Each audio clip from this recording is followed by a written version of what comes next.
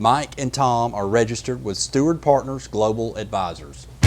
Common Sense Finance with Mike Wiginton and Tom Farrell of HL Wiginton Capital Management, an independent investment and financial planning firm in downtown Jasper. Mike is a chartered financial analyst charter holder, and Tom is a certified financial planner professional. They are here to discuss and give their thoughts on current financial and economic matters.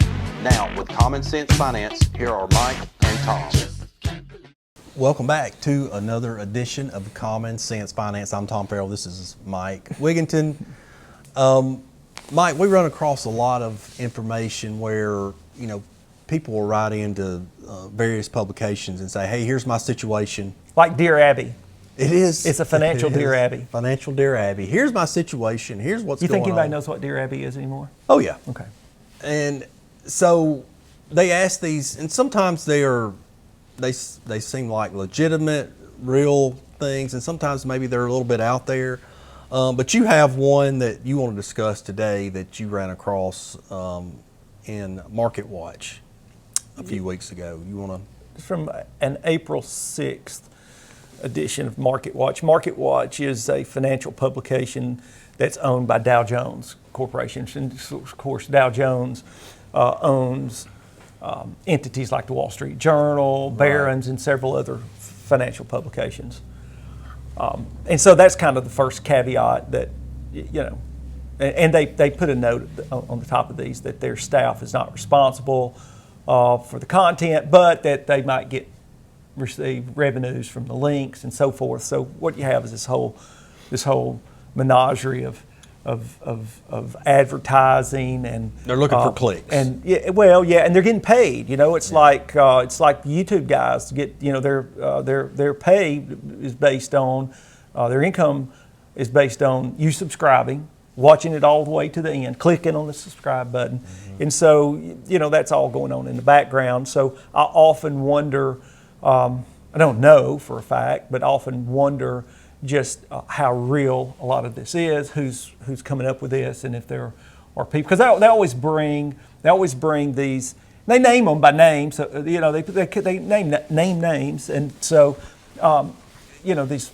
financial figures, and whether they're in financial planning or whatever they do, and so maybe they are real. But anyway, this particular case that was presented was this 68-year-old.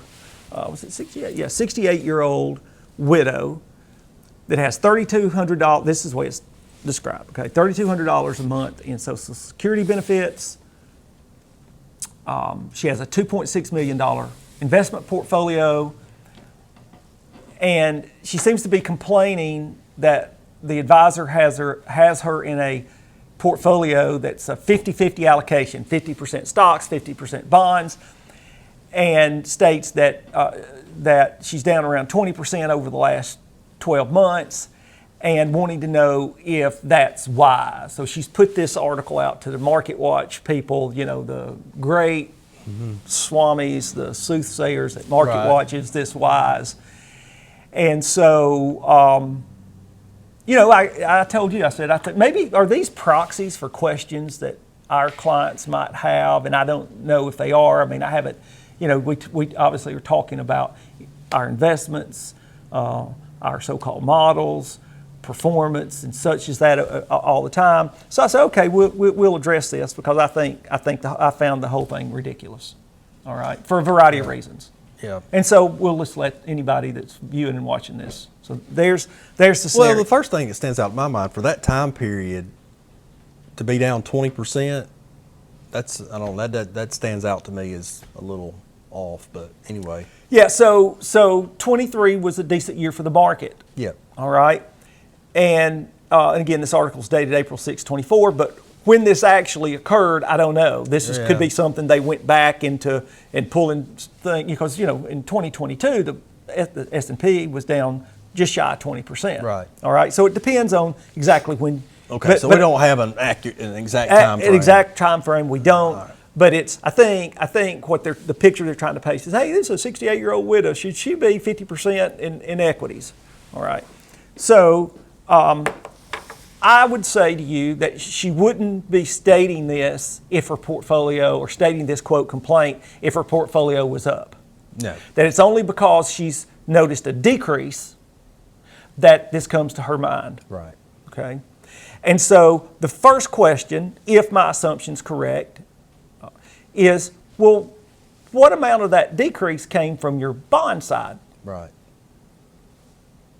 All right? Because bonds have performed very poorly since we've been in this increasing interest rate environment that began in early 2022. Yeah. So what percentage of your decrease came from your bond portfolio? Then, I mean, there's, and we can just hit on the highlights. We don't even have to put, all the questions that we have here. The question they never address is, okay, what's your budget and what's your use for the funds? All right. Are you, as so many are you wanting to leave your portfolio to your heirs? Or are you drawing it? Never stated anywhere whether or not she was drawing income or required an income from a portfolio, so we don't know about that. But the big takeaway is, if you're not going to put it, because some amount of that decrease was from the bonds. Yeah, had to be. Okay, and if bonds are not going to be acceptable to you because they go up and down in price too, then what's acceptable to you? Cash. Yeah. She's 68. So this is, you're talking about somewhere, if you're doing any sort of reasonable financial and retirement planning at all, you're putting her on a 26 to 30 year horizon. Right. And a lot of people would argue that puts her out to a little over 90, but a lot of people are going to argue today, and I go along with them, that that's not long enough. We've got another podcast coming up on longevity and the issues that people have with longevity. All right. So what do you say the right, because this is asset allocation, how your assets are allocated in percentages between stocks, bonds, and really there's a third number for cash. In today's world, you basically see it as two numbers, like this 50-50 stocks and bonds, and they avoid cash. But now that there's a real interest rate to be had for cash, I think cash is a real number that ought to be quoted in that asset allocation. But I find a 50-50 portfolio to be totally suitable for someone, assuming that they have the willingness to go along. She appears to have the ability, the financial ability, but then the willingness, which gets into the mental state of affairs. Right.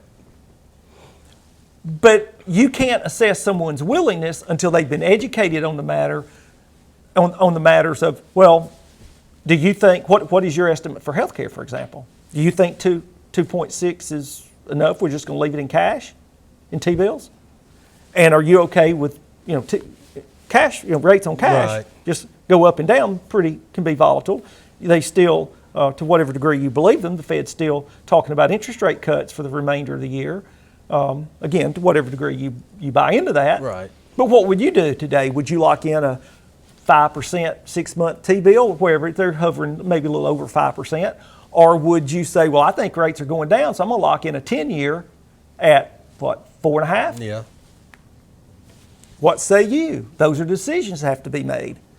Because when you start moving interest rates around a good bit, that cuts into people's income in a hurry. As a lot of people, it used to be, quote, CD investors, that's a oxymoron. CDs are not investments, they're savings vehicles that over the entire history of record keeping, they've never kept up with inflation, so they're real losses.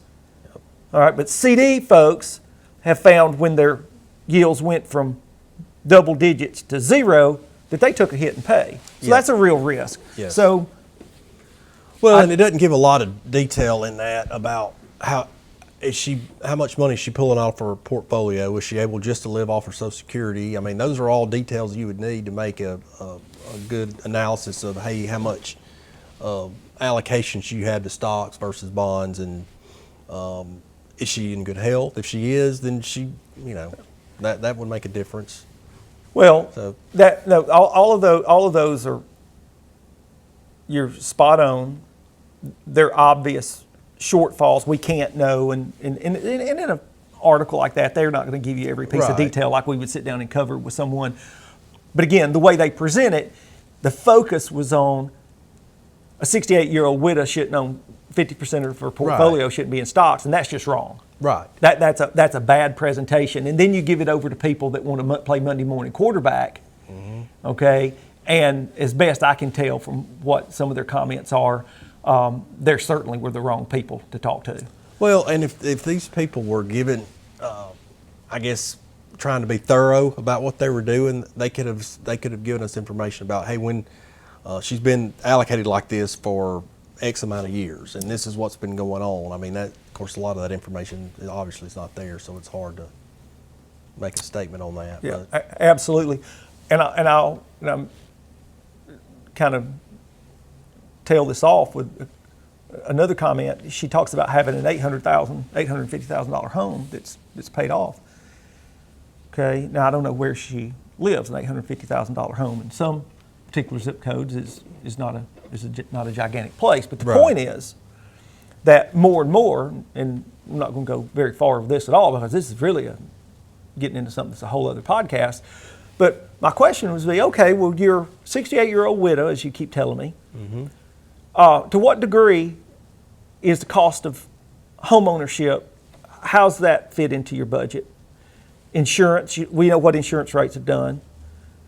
Property taxes, we know what property taxes have done. Almost everywhere, anywhere, and everywhere, both on insurance and property taxes. And then the cost of maintenance, of course, find somebody to rake your leaves. It's not the same as it was before 2020. right.